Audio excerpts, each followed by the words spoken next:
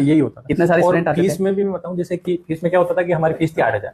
हम्म। तो जैसे कोई व्यक्ति आया, मतलब जैसे रहते हैं ना गरीब घर से, या हाँ, कोई हाँ। पेमेंट नहीं है मान लो, तो फीस का रहता था कि इंस्टॉलमेंट 2 इंस्टॉलमेंट में होती थी। कोई आया किसी के पास केवल 1,000 रुपए, और सर का ऐसा था कि उनसे वो स्पष्ट बोल भी देते कि सर मैं 1,000 से ज्यादा भी नहीं दे पाऊँ, हाँ, मतलब 8,000 तो छोड़ो, आप हाँ। 1,000 से ज्यादा। तो उसमें भी आपने लोगों को बिठाया था, उसमें पढ़ाया था। मैं आपको एक चीज बताऊं कि मैंने पैसे में कभी भी ऐसा कोई सिस्टम नहीं रखा, हाँ, है ना, कि इतनी फीस इतने टाइम में जमा करनी। एक वो रहता था, वो अपनी हाँ, जगह है, लेकिन जैसे कोई स्टूडेंट आया कि सर मुझे हाँ, इंग्लिश पढ़ना है आपसे, हाँ, और फीस मेरी जैसे 5,000 रुपए है, तो सर मेरे पास 1,500 रुपए से ज्यादा नहीं है, हाँ, तो मैं उसको हाँ, धीरे से दे देना। हाँ, ये फीस ऐसे ही लेते थे। मैं भी शुरू बार पढ़ने आया था, 5,000 मैंने जमा कराया था। हाँ, मैंने कहा सर मेरे को दोबारा पढ़ना है, मतलब एक बार तो मेरी इंग्लिश हो गई थी, तो होता क्या मजा आ रहा था। हाँ। तो मैंने कहा सर मैं दोबारा पढ़ता हूँ। सर ने कहा कोई बात नहीं, भेज दो। मैंने कहा सर फीस की यार कोई दिक्कत नहीं, फीस का। और तो मेरे पास कभी फीस की कमी नहीं पड़ी। हाँ, मतलब भर भर के बच्चे आते थे, हाँ, और फीस में मैंने कभी किसी को ये नहीं बोला कि भाई तेरी फीस जमा नहीं है कल, हाँ, तो यार इतनी ही देनी पड़ेगी। हाँ, ऐसा भी नहीं था। हुआ क्या कभी? हाँ, कभी नहीं था। मतलब किसी ने कह दिया कि सर मेरे पास 1,000 रुपए ही है, मेरे को पढ़ना